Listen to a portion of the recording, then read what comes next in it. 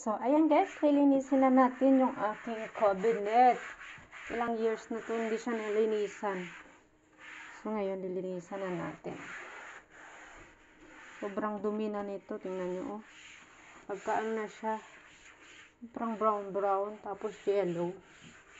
Kasi pagbasa yung Tupperware, tapos ilalagay mo lang dito, babaho talaga yung cabinet nyo guys. Kasi magmo-moist siya sa loob. Moist.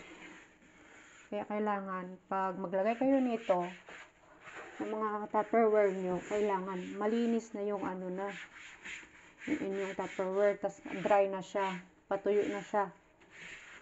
Ganon.